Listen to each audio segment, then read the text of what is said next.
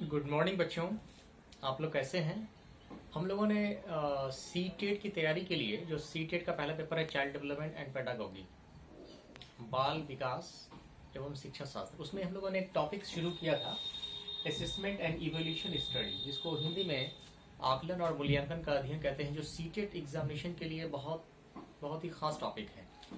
उसमें इसका आज हम लोग फर्स्ट पार्ट पढ़ लिए थे, फिर हम लोग आज सेकंड पार्ट हम लोग पढ़ रहे हैं। जिन बच्चों ने उसको फर्स्ट पार्ट नहीं देखा, यूट्यूब में आप सर्च करेंगे तो असेसमेंट एंड इवोल्यूशन का फर्स्ट पार्ट भी उस पर है। हम लोग सेकंड पार्ट को हम लोग स्टडी कर रहे हैं। तो ये तो आप लोग जान ही गए हैं कि मतलब 3 पार्ट होता है, मेजरमेंट, असेसमेंट एंड जो है इवोल्यूशन। तो मेजरमेंट किसी चीज़ को नापना, बच्चों का मार्क्स अगर नापते हैं सिर्फ ओनली फॉर मार्किंग करते हैं तो उसको हम लोग मेजरमेंट्स या असेसमेंट कहते हैं, ठीक है। और इवोल्यूशन, अगर उस नंबर का क्या वैल्यू है ये जानते हैं या ये निकालते हैं तो फिर जो है इवोल्यूशन हम लोग उसे कहते हैं। आज हम लोग पढ़ेंगे कि इम्पॉर्टेंट पैराडिग्म इन असेसमेंट, कि उसके मुख्य क्या क्या चीज़ें आकलन में और होती हैं, मुख्य उसकी रूपरेखा क्या होती है। एक पहला होता है असेसमेंट फॉर लर्निंग, अधिगम के लिए आकलन। जब कोई बच्चा सीखता रहता है, सीखने के दौरान असेसमेंट जब उसका आखिर किया जाता है तो उसे असेसमेंट फॉर लर्निंग उसे कहते हैं कि आप क्या सीख रहे हो। बच्चा जो सीख रहा है वो क्या सीख रहा है, इसको कहते हैं असेसमेंट फॉर लर्निंग। तो इसमें कहा गया कि कब होता है, तो throughout the learning also known as formative assessment. ये बच्चा जब तक सीखता रहता है, सीखने के पूरे दौरान में जो सीखता रहता है, तो असेसमेंट पूरे सीखने के दौरान उसका किया जाता है हर स्टेप पर, उसे असेसमेंट फॉर लर्निंग उसे कहते हैं। इसे चूंकि फॉर्मेटिव असेसमेंट में भी चूंकि सेम बातें होती हैं, 3 महीने के बाद स्कूलों में एग्जामिनेशन होता है, फॉर्मेटिव असेसमेंट 1, फॉर्मेटिव असेसमेंट 2, 3, 4। तो उसमें टीचर जो इस बात का रिमार्क भी करते हैं, जो फीडबैक भी उसमें बच्चों को दिया जाता है कि आपका ये सब्जेक्ट ये चैप्टर कमज़ोर है या ये फलाना चीज़ आपका कमज़ोर है, आपको इस चीज़ में आपको ज़्यादा मेहनत करनी चाहिए। तो उसे हम कहते हैं simply assessment for learning. Second चीज़ है assessment of learning. Assessment of learning का मतलब है कि पूरा टॉपिक कंप्लीट होने के बाद या पूरा चैप्टर खत्म होने के बाद, ऐसे ये सामान्यतः साल के लास्ट में किया जाता है कि बच्चों ने पूरा साल पढ़ने के बाद क्या चीज़ सीखा है। बच्चों ने पूरा साल पढ़ने के बाद क्या चीज़ सीखा है, तो टीचर को एक मतलब प्रूफ चाहिए of students learning for determining students achievement against गोल।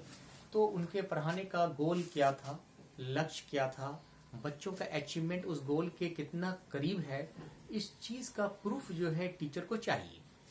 इसीलिए उसको कहा गया है असेसमेंट ऑफ लर्निंग। मतलब लर्निंग होने के बाद, लर्निंग सिखाने के बाद, मतलब उसके साथ साथ नहीं बल्कि पूरा कंप्लीट हो चुका है, 1 साल कंप्लीट हो गया, पूरा सिलेबस कंप्लीट हो गया है, अब बच्चों का असेसमेंट किया जाना है, तो क्या कहेंगे असेसमेंट ऑफ लर्निंग। थर्ड है असेसमेंट एज लर्निंग।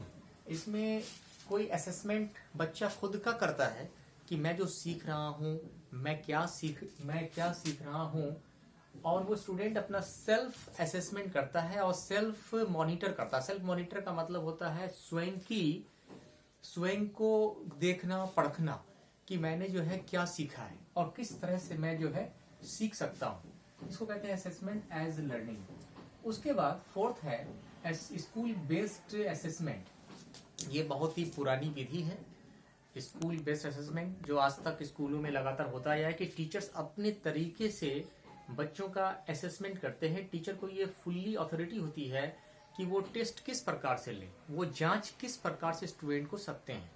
तो वो ये देखते हैं कि ये competencies of students, diagnose the weakness of students. वो कॉम्पिटेंसी के स्टूडेंट की काबिलियत कितनी है, बच्चे ने क्या सीखा है, और वो ये पता भी लगाते हैं कि बच्चों की वीकनेस क्या है, किस फील्ड में इसकी वीकनेस है, और टेकिंग रिमेडियल मेजर्स, और उसका उपचार किस तरह से किया जाए। अगर मैथ में कमजोर बच्चा पढ़ रहा है तो नया मेथड, नया स्किल्स क्या होगा, नई टेक्निक क्या होगी, जिससे बच्चों को नए तरीके से मैथ जो है पढ़ाया जाए। या साइंस समझने में दिक्कत हो रही है तो नए टाइप से सुधार करके किस तरह से बच्चों को साइंस पढ़ाया जाए, समझाया जाए।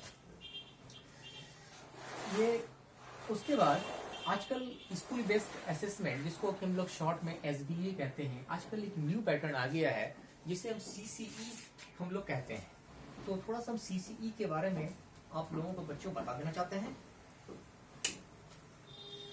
लेकिन इससे पहले आप लोगों से एक रिक्वेस्ट है कि आप चैनल को सब्सक्राइब, लाइक एंड शेयर जरूर करें। इससे वीडियो बनाने वाले को मोटिवेशन भी उसको मिलता है। CCE comprehensive and continuous